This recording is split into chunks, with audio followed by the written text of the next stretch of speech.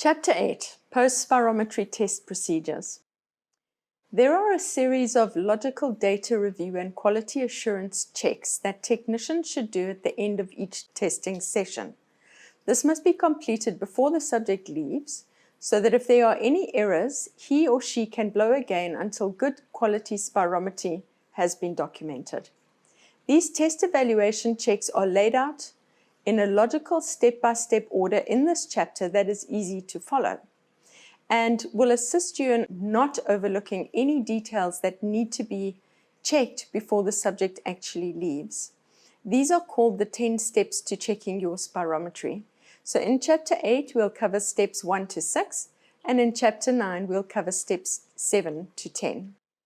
So just a quick review of what you're going to learn in the chapter. You're going to learn step 1 about calibration and subject data checks. Step number 2 about reference values checks and ethnicity checks. Step 3, acceptability and usability checks. Step number 4 is about checking the repeatability and test quality grading. Step number 5 is looking at the lower levels of normal and the percentages for interpretation, so knowing your lower levels of normal for both Z-scores and percentage of predicted interpretations. Step number 6 is about the best curve and the best test. So let's start by looking at step number 1. At the end of this chapter, what you should be able to do is conduct and identify proof of equipment validation checks before completing test procedures. You need to understand the effects of incorrect calibration data on the test results. You need to find and indicate subject data that influences the predicted values on the test results. And you need to understand the effects of incorrect subject data entry on the results itself. So looking at this, we have learned already about calibration and we have learned about entering subject data and all the things that can go wrong when you make a mistake on entering your subject data. So a quick recap on that.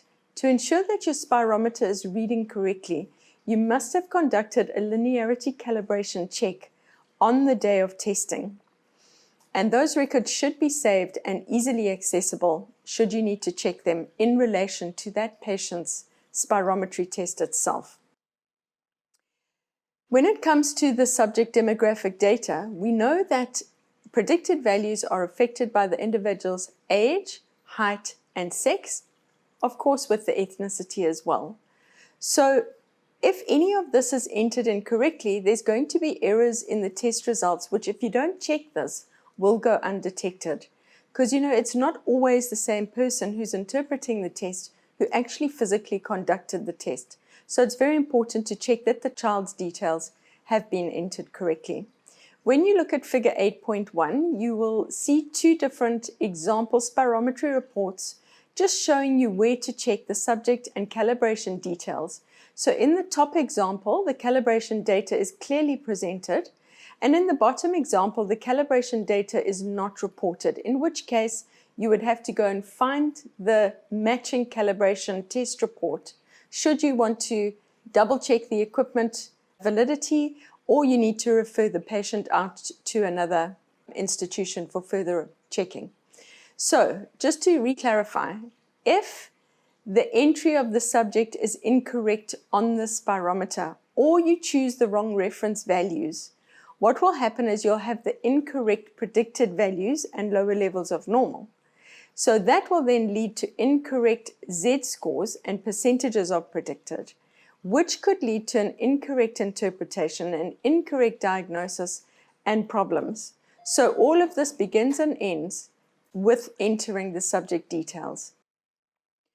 When it comes to the effect of entering the gender incorrectly, we have looked at this in quite a lot of detail in chapter 5. Reference values and ethnicity, step number 2. So the ATS-ERS guidelines say that every spirometry service should select the appropriate reference equations for the population that it serves. And we know that the Global Lung Initiative 2012 reference values are recommended globally as they are formulated using the latest statistical methods and provide a global standard. So, when you are checking your reference values, be sure that you have used the GLI Quandra 2012 reference values to measure the subject's results. The word Quandra, that is the author of the GLI 2012 reference values. For children who are not Caucasian, the GLI reference values with other should be used. This will ensure that the spirometer adjusts the actual reference values that we measure our child's values against. For persons who are not Caucasian, the reference values will be approximately 10% lower to account for chest height ratio differences between Caucasians and non-Caucasians. And on this point, just remember that the best predicted value for any patient is that child's personal best reference value. So that is the value obtained at a time when the child is well. Such personal best values may reveal that values which were within the normal predicted range are not actually the child's optimal values. See figure 2 to see what we're talking about here. So in figure 8.6, here you have an example of where you can find your reference value and where you can see the ethnicity of the patient.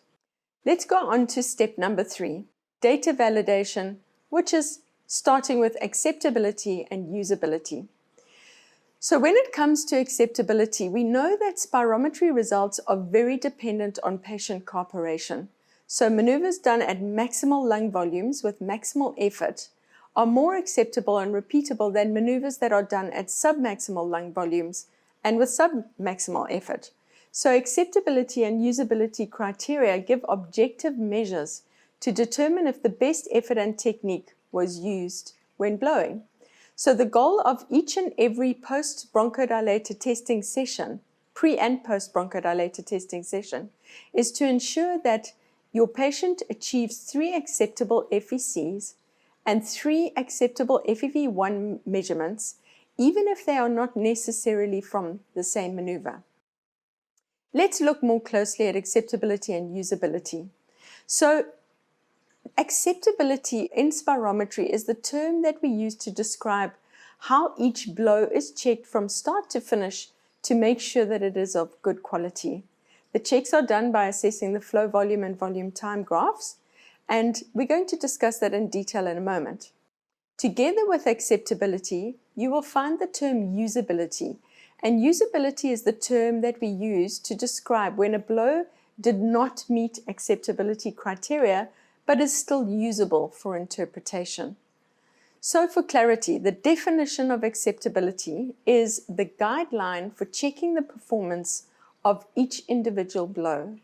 The acceptability of each individual FEC attempt must be checked before repeatability can be assessed. Test acceptability is always done by looking at the flow volume and the volume time graphs. That's why it's really important that your spirometer shows you all 3 of the best tests at least on the flow volume and volume time graphs so that we can measure the accuracy of the test. That means that the best and correct maneuver has been performed. So, if a child is unable to perform a single acceptable maneuver after around about 8 attempts, the norm is that testing may be discontinued, but in children you may be able to ask them to blow a few more times as long as you're not tiring the child out too much. It all depends on what the child's condition is and what their tolerance is for testing. In some cases, there are going to be maneuvers that do not meet all the criteria for acceptability or even usability, and that is the best that the patient can do on that actual occasion. And then when it comes to interpreting those tests, we need to be sure that we're interpreting the tests with the knowledge of the errors that was made and how that's going to affect the interpretation of the result. Let's look together at figure 8.7, which is a table showing the criteria for acceptability.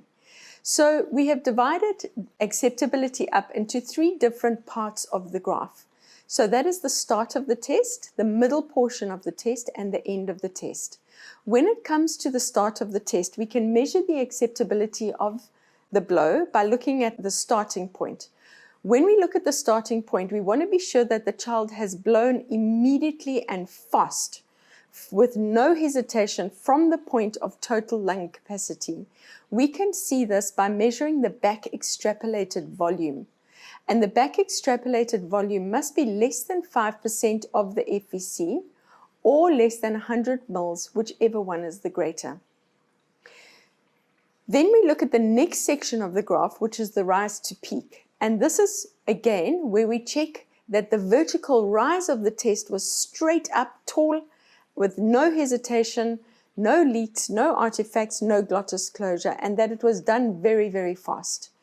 We measure the rise to peak by looking at the time to peak, which should be around equal to or less than 150 milliseconds.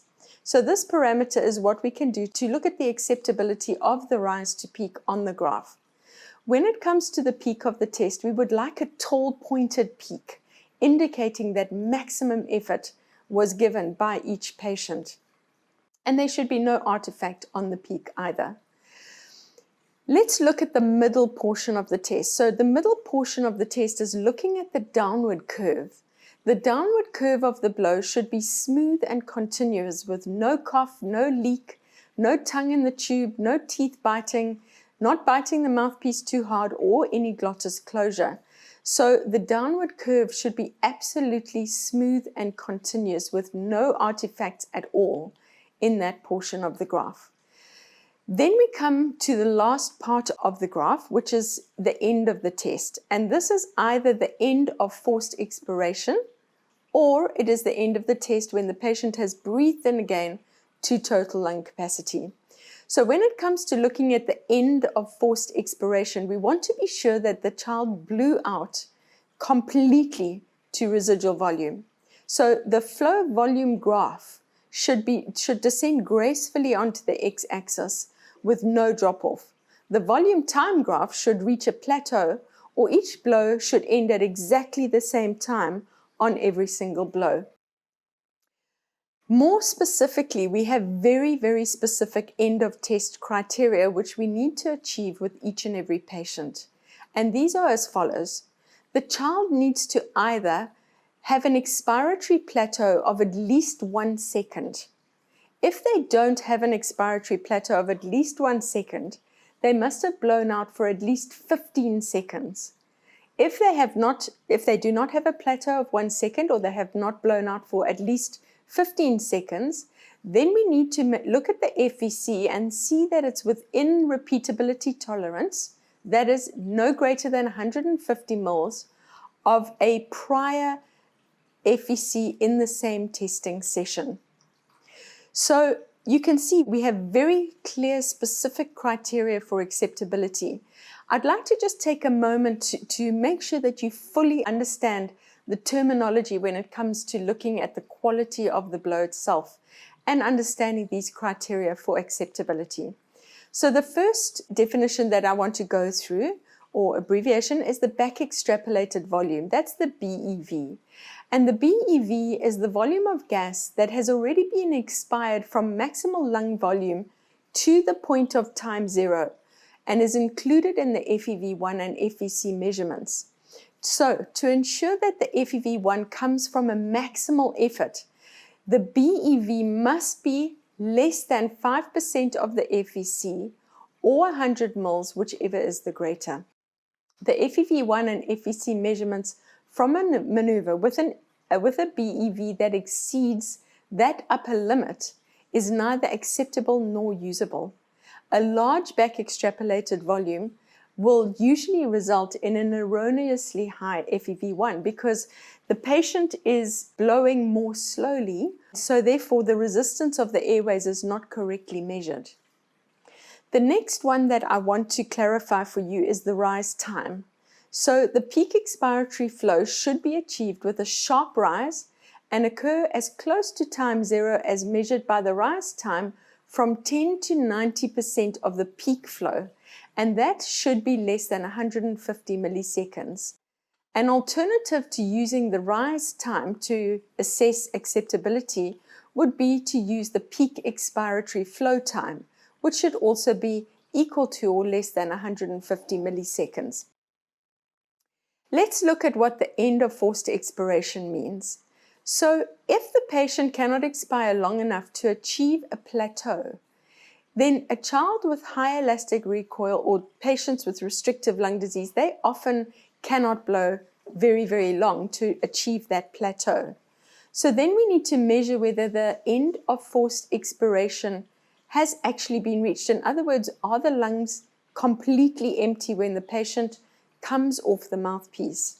So for within maneuver acceptability, the FVC must be greater than or within repeatability tolerance of the largest FVC observed before this maneuver in the current testing session. So maneuvers that do not meet any of the end of forced expiration acceptability criteria will not provide acceptable FVC maneuvers. However, an acceptable FEV1 measurement can still be obtained from a maneuver with an early termination or a glottis closure, as long as it's not in the first second of the blow. For children who are aged 6 years and younger, an acceptable FEV 0.75, so that's the volume of air measured at 3/4 of a second, may be obtained from a maneuver with early termination after 0.75 seconds. So what that means is that if there is an error in the FEV1, we can still use the FEV 0.75, 3/4 of a second. A cough during the first second of the maneuver can affect the measured FEV1 value, and the FEV1 from such a maneuver where there is a cough is neither acceptable nor usable. However, you may still be able to use the FVC. When it comes to glottis closure or early termination, such as when a patient inspires too soon or has just come off the mouthpiece, this renders the FVC unacceptable, and if it occurs in the first second of the test, it also renders the FEV1 unacceptable and unusable. So a similar thing, if the termination occurs in the first 0.75 seconds of the blow, the FEV 0.75 is also not acceptable and not usable. When it comes to a mouth leak, so there's a little leak at the side of the mouth when the patient's got the mouthpiece in the mouth, we don't want a leak from the mouthpiece. So patients who have difficulty making a seal around the mouthpiece with their lips might need that silicone mouthpiece that I was telling you about earlier. Sometimes we might see obstruction in the mouthpiece by the tongue. So lots of children will put their tongue into the mouthpiece, or they might put their teeth in front of the mouthpiece, or they can bite so hard on the mouthpiece that it actually distorts the mouthpiece and it distorts the flow of air through the airways. Now, any of these errors are going to affect the performance of the result. So any errors occurring because of obstruction need to be discarded. When it comes to a zero flow error, remember that zero flow is a measurement of airflow by the spirometer before the patient actually starts the blow.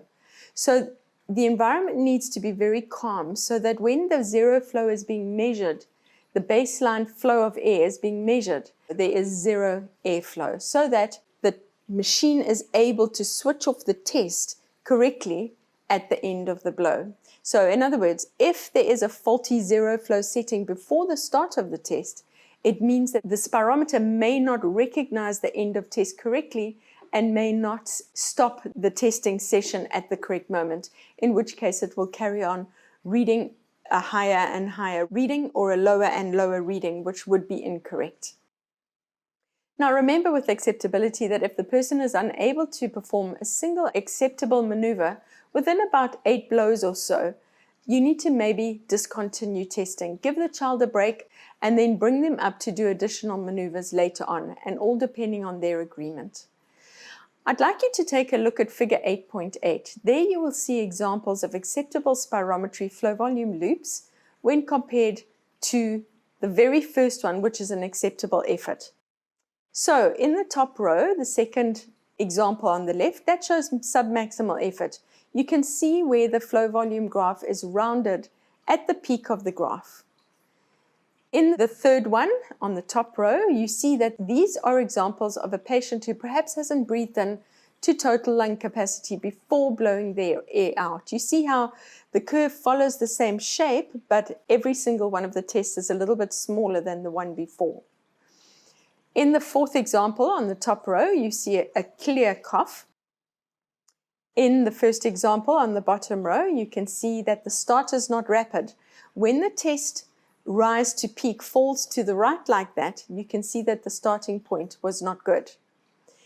In the second example on the bottom row, you can see that the test stops prematurely. So either the patient has terminated the blow early, or there is glottis closure causing the early termination. And you can see that where the flow volume graph descends onto the x-axis, there's a sudden drop-off there. In the third example on the bottom row, there is submaximal inspiration. You can see that the FVC is smaller than the FIVC. There's a discrepancy there. In the fourth example on the last row, you can see that there's possibly an occlusion of the mouthpiece by the tongue. The graph is very rounded. So those are good examples of some of the problems that you can see on gaining acceptability when the child is blowing. Usability. The definition for usability is the criteria applied to blows that have not met acceptability criteria to see if they can still be used for interpretation. So when every effort has been made to achieve 3 acceptable blows, but acceptability criteria has not been met, the technician may assess the child for usability. FEC and FEV1 are assessed separately for usability. In some instances, the FEC may be used for interpretation, but not the FEV1, and vice versa. So maneuvers, for example, that do not meet any of the end of forced expiration acceptability criteria will not provide acceptable FEC measures. However, an acceptable FEV1 measurement may be obtained from a maneuver with early termination after 1 second. A cough during the first second of the maneuver can affect the measured FEV1 value, and the FEV1 from such a maneuver is neither acceptable nor usable. However, the FEC may be acceptable. Glottis closure or early termination, such as inspiration or coming off the mouthpiece, renders the FEC unacceptable, and if it occurs in the first second, renders the FEV1 unacceptable and unusable.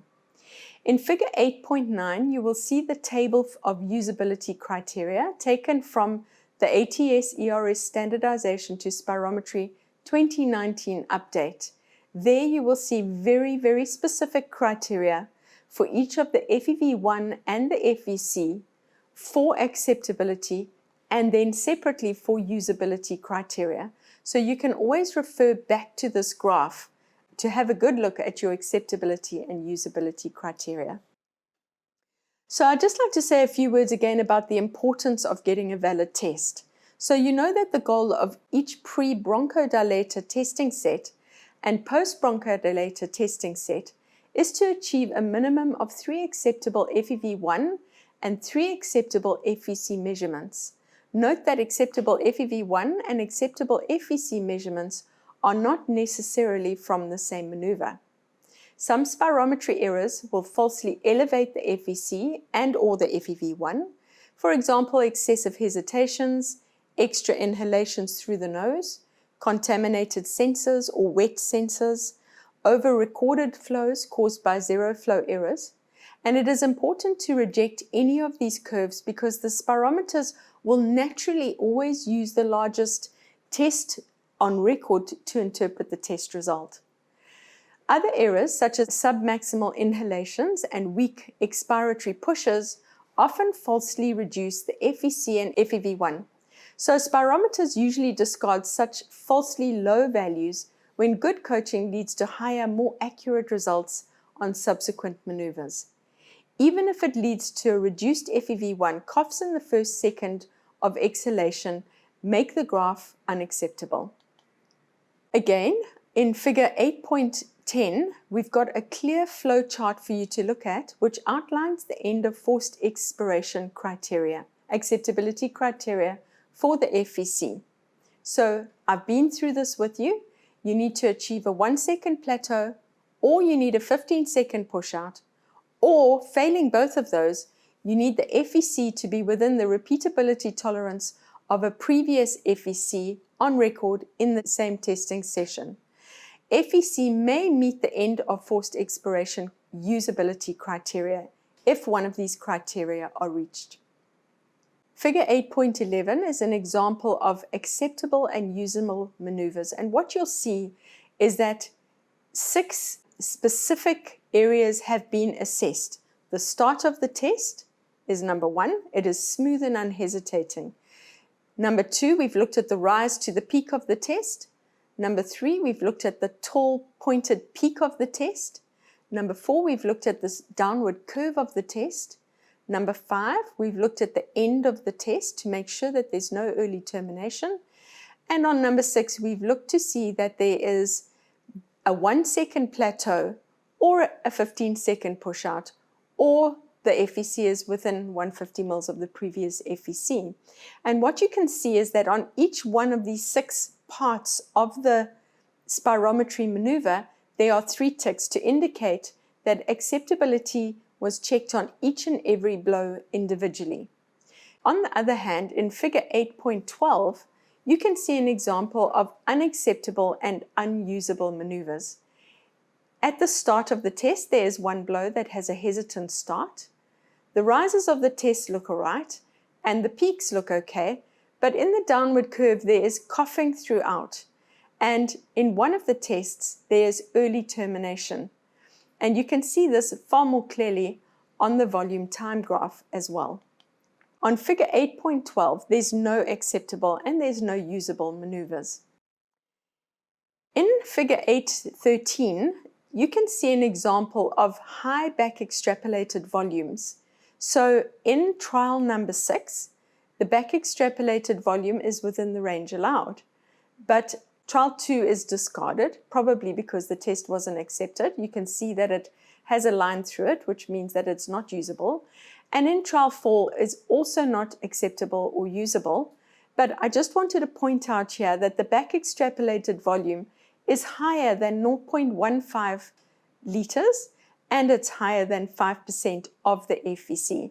So if you had to calculate 5% of this FEC being 2.65, you would find that it is far less than the back extrapolated volume of 0.19 liters in this test. In the figures to follow, you will see a whole lot of different errors on different maneuvers that children have conducted. I'd like you to take a moment and look at each one of these examples one by one and see if you can identify what the testing errors are.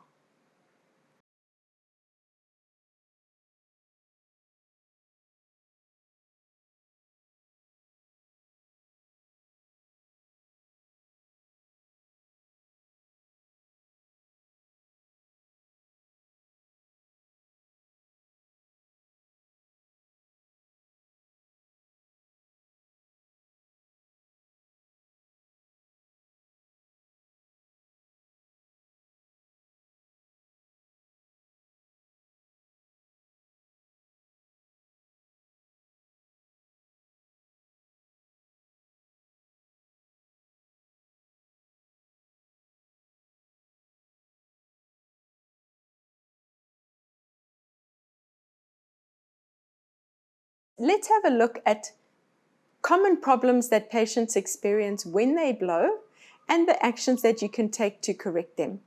So in the first example, you can see the problem being inadequate or incomplete inhalation.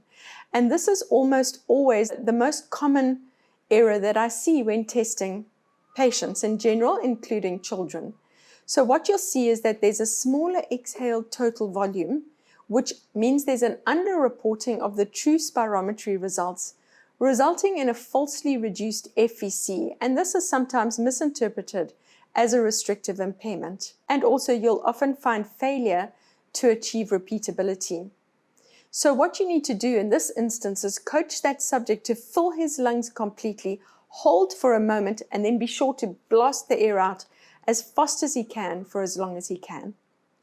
In the next example, you're looking at a slow or a hesitant start, and in this case, you might find an excessive back extrapolated volume or even an increased peak expiratory flow time.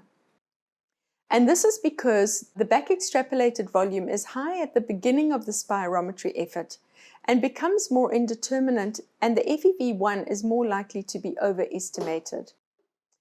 The volume of air expired is unacceptable if it exceeds 0.15 or 5%. VEXT is another term for back extrapolated volume. So in this instance, you need to coach the subject to breathe into total lung capacity, wait less than 2 seconds to be sure that the lungs are absolutely full, wait less than 2 seconds, and then blast the air out. as immediately and as fast as they possibly can. Look at the next example, which shows a lot of tests with submaximal effort. Now, when there's submaximal effort, you will get a falsely low FEV1 and a falsely low FEV1 FVC ratio. This can sometimes be misinterpreted as an obstructive impairment, and again, you will have a failure to achieve repeatability criteria. So in this instance, the peak is rounded and much lower than other blows. In this instance, you should coach the lung to fill his lungs completely and then blast the air out as fast and hard as he can. Looking at a cough in the first second of the blow, this will falsely reduce or falsely elevate the FEV1, causing an inaccurate FEV1 and FVC, and the ratio of the FEV1 to the FVC. This can be misinterpreted as an obstructive impairment, and again, you will have a failure to achieve repeatability criteria. A cough is seen by a jagged downward curve, and this can be either just one cough or there could be multiple coughs. So it's difficult to manage. Try to give the subject a drink of water or ask them to cough and clear as much as they can and a lot of the irritation from their test. Look at the next example. What you'll see here is that this patient has blown out completely and then taken 2 extra breaths. This will cause the FVC to be falsely elevated. The FEV1 shouldn't be affected in this instance because the extra breaths occur after the FEV1 has been completed. Use nose clips, instruct the subject to keep a tight lip seal on his mouthpiece, and then delete any incorrect curves. These curves can't be used at all for FVC, but only for FEV1. Let's look at what happens when we have a positive zero flow error.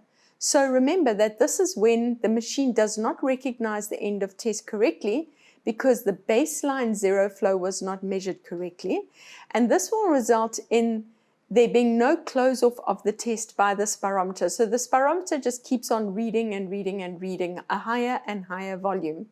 So what you need to do now is delete this test. You're not going to be able to use it for FVC. You may still be able to use it for FEV1. And you need to go back and block the sensor of the spirometer when the zero flow reference is being set. Let's look at the next one. The next one shows a negative zero flow error. This is basically exactly the same thing as a positive zero flow error, but instead of the spirometer continuing to read higher and higher readings, it starts to read lower and lower readings, resulting in you reading a very low FVC maneuver, which causes a falsely increased FEV1 to FVC ratio, and this can be misinterpreted as a restrictive impairment. You need to go back, block the spirate or the mouthpiece when you are measuring zero flow so that the baseline flow is measured correctly. Looking at glottis closure. Glottis closure is when there is an abrupt cessation of flow during the test for one or another reason. Either the patient just stops early or they have a closure of the glottis in the airway which causes an immediate termination of the FVC maneuver. In this instance, the FVC is falsely reduced, which leads to a falsely elevated FEV1 FVC, and this can be misinterpreted as a restrictive impairment. In this instance, you need to give the person a drink of water and ask them to carry on blowing completely until the lungs are absolutely empty. What happens in early termination?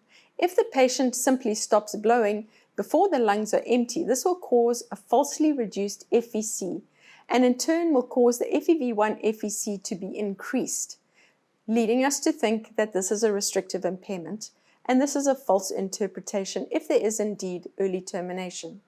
So, coach the subject to keep blowing until he is told to stop, and they should just keep forcing against that resistance until the lungs are absolutely empty. What happens when there's an obstruction of the mouthpiece by the tongue? So the mouthpiece is then partially blocked by the subject's tongue going into the mouthpiece, or the teeth are biting too hard, or the teeth are in front of the mouthpiece, and this is going to cause the FVC or FEV1 to be reduced. And this could be interpreted as an obstructive impairment. So you will see misshapen graphs in a variety of ways, depending on what the error is. And really what you have to do as the technician is recognize the errors and coach the subject to place the mouthpiece between the teeth, keep the tongue out of the way, do not bite too hard on the mouthpiece, and then you should get the correct reading thereafter. Vocalization during the test is when the patient almost blows with too much effort. So normally a patient would blow like this. Okay, but in vocalization, the patient will often do this. Okay, so they blow the air against the back of their throat. This causes a partial glottic closure, obstructed airflow, and data that is not repeatable. So this will reduce the flows and must be discouraged. So you need to make sure that the patient is sitting upright and performing the maneuver with the neck extended and the throat open. Right, let's go on to step number 4, which is looking at repeatability and the test quality grade. So repeatability refers to how alike tests are one to each other in the same testing session. So it indicates that the subject has used the same effort and technique every single time they blow. And repeatability criteria varies for younger children to older children. So in children who are over the age of 6 years old, so from 7 years and above, we want the highest FVCs in one testing session to be within equal to or less than 150 mils highest to the next highest. And exactly the same for the FEV1. We want the highest to the next highest FEV1 to be within 150 mils. In children who are younger than 6 years of age, who are 6 or younger, we want the difference between the highest FVC and the second highest FVC to be less than 100 mils or 10%, whichever is the largest. And the same with the FEV1. We're looking for less than 100 mils, highest to next highest FEV1, or 10%, whichever is the highest within that one testing session. So FVC repeatability is achieved when the difference between the largest and the next largest FVC is less than 100 mils if you're over 6, or less than 150 mils if you are over 6 years of age, or 100 mils or 10% if you are smaller than 6 years old, and exactly the same for the FEV1. If these criteria are not met in 3 maneuvers, additional trials must be attempted to try and get repeatability criteria. So let's just look at this table to show us how we actually assess repeatability on the spirometry report itself. So where we can see the graphs, we look at the flow volume and volume time graphs, and we want to be sure that first of all, acceptability criteria has been met. Secondly, there must be a minimum of 3 blows. And lastly, ideally the graphs should be superimposed. Once we've established that that's been done, then we can go and look at the numerical values on the measurements of spirometry. And again, exactly as I said, FVC repeatability is then assessed by looking at the highest to the next highest FVC and the highest to the next highest FEV1.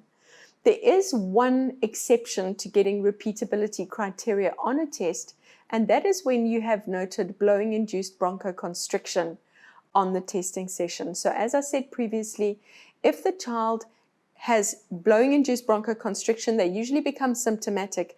And if the FEV1 drops to less than 80% of a previous FEV1 on record, and you're sure that that's not because of effort and technique, but it is truly bronchoconstriction, you will not worry with repeatability criteria. You will stop the testing session and make a note on the report as to what happened.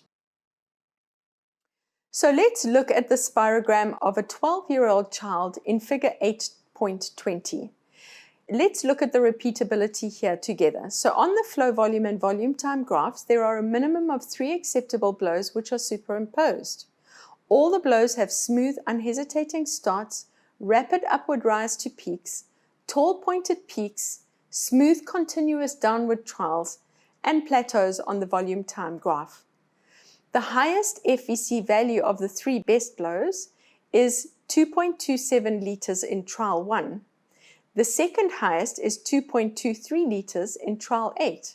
The difference between the highest and second highest FVC is 40 mils. And as this is less than 150 mils, the FVC is repeatable. In the same way, the highest FEV1 value of the 3 blows is 2.01 liters in trial 1. The second highest is 1.95 liters in trial 8. So the difference between the highest and second highest FEV1 is 60 mils. As this is less than 150 mils, the FEV1 is repeatable. So both the FEC and the FEV1 fall within the allowed range of 150 mils, highest to next highest, so the test is repeatable. In the example spirogram in figure 8.21, on the other hand, this shows a set of blows that are neither acceptable nor repeatable. The validity of the test is assessed as follows. On the flow volume and volume time graphs, there are a minimum of 3 blows, but they are not superimposed, and they do not meet all the acceptability criteria on each and every blow. So already we know that this test cannot be assessed for repeatability because we do not have acceptability. We need to go back, get the child to blow again, and once we have 3 acceptable blows, we can then assess repeatability. In saying this, let's assume that the child had blown again and that we had achieved acceptability on these tests. Let's look at the numerical values just as an exercise to do together. The highest FEC value of the 3 blows is 3.92 liters, and the second highest is 3.91 liters. So the difference between the highest and second highest FEC is 10 mils. As this is less than 150 mils, the FEC would be repeatable, remembering that this only applies if you have achieved acceptability criteria on the blows. The highest FEV1 value of the 3 blows is 2.70 liters, the second highest is 2.50 liters, and the difference between the highest and the second highest FEV1 is 200 mils. So we can see from this that using the numerical values, the FEV1 would not be repeatable, which means the test is not repeatable. What would you do? You would encourage the child to do further blows for you. Okay, so when we finished with checking acceptability and usability and or repeatability, we would then go on to looking at the test quality grading. And as explained in the last chapter, you would use the test quality grading table to assess the quality grade of this test itself. Now looking at figure 8.23, you can see that this test is a quality grade A. Why? Because there are at least 3 acceptable blows, and the highest FEC to the next highest FEC is within 150 moles, and the highest FEV1 to the next highest FEV1 is also within 150 moles. So just a couple of reminders about test quality grade. The repeatability grade is determined for pre and post bronchodilators separately. The repeatability criteria applied to the differences are between the 2 largest FEC values and the 2 largest FEV1 values. A grade U indicates that only usable but not acceptable measurements were obtained, and although some maneuvers may be acceptable or usable at grading levels lower than an A, the overriding goal is always to achieve the very best that that patient can do, and then to interpret the test understanding those testing errors. So just to recap on this data validity, such an important section of what we learn in spirometry, acceptability is the guideline for checking the performance of every individual curve one by one. Usability is the criteria we apply when acceptability criteria has not been met. Repeatability is the closeness of each blow one to the other, indicating that the same effort and technique was used on each and every blow. And then lastly, the test quality grade is the level of confidence that the spirometry results represent. Good. So let's go on to step number 5, knowing your lower levels of normal. So we are starting to step towards interpreting our spirometry test result. And before we do that, we want to be sure that we know the lower levels of normal for each one of the key measurements of spirometry. And we can do this by using this table in figure 8.24. So the lower level of normal and Z-scores, for every single measurement of spirometry to be normal, the test must be equal to or greater than 1.64 Z-scores.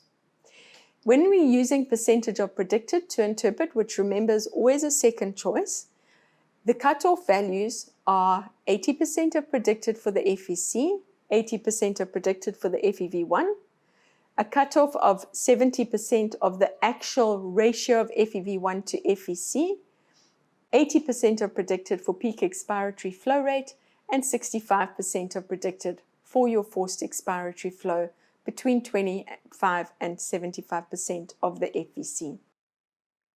So have a good look at figure 8.25, which shows those lower levels of normal and then shows the percentages of predicted and the Z-scores where those will be read from when we get to interpretation in step number 7. Looking at step number 6, we need to understand which values to choose for interpretation, and that brings us to choosing the best test or the best trial for interpretation. So in a spirometry test, the FVC and FEV1 are measured and then interpreted from a series of at least 3 acceptable forced expiratory trials. There are 2 ways of choosing the data for interpretation, and these are known as the best test and the best trial. So looking at those one by one, the best test is a new test created by the software of the computer, which takes the highest FVC value and the highest FEV1 value from 3 best acceptable blows, even if they do not come from the same blow. So the FEV1 FVC is then calculated using these 2 values. This new test is then used to derive other variables if required for diagnostic purposes or interpretive purposes, for example, using the peak expiratory flow and the FEF 25 to 75%.